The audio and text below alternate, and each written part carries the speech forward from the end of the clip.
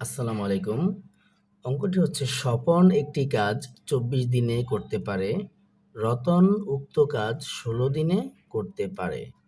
স্বপন ও রতন একত্রে কাজটি কত দিনে শেষ করতে পারবে? এই অঙ্কটা মাত্র ৩০ সেকেন্ডে আমরা যেভাবে সমাধান করব, লিখব স্বপন করে ২৪ দিনে, লিখব ২৪/১ যোগ রতন করে ১৬ দিনে, লিখব ১৬/১।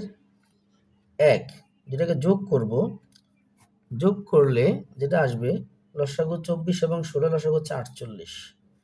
২৪ ১৬-র মধ্যে গেছে, ২৪ ৪৮-এর মধ্যে গেছে ২ বার। ২৪ ২ ৪৮, ২ একে ২, ৩ ১৬ ৪৮, ৩ একে ৩। তার মানে হচ্ছে ৪৮/৫।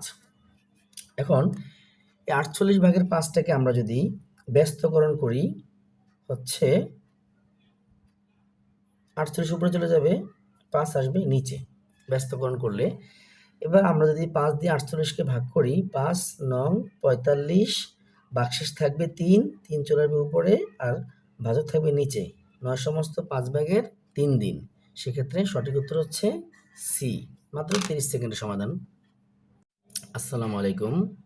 অঙ্কটি হচ্ছে স্বপন একটি কাজ ২৪ দিনে করতে পারে, রতন উক্ত কাজ ১৬ দিনে করতে পারে। স্বপন ও রতন একত্রে কাজটি কত দিনে শেষ করতে পারবে? এই অঙ্কটা মাত্র ৩০ সেকেন্ডে আমরা যেভাবে সমাধান করব, লিখব স্বপন করে ২৪ দিনে, লিখব ২৪/১ যোগ রতন করে ১৬ দিনে, লিখব ১৬/১।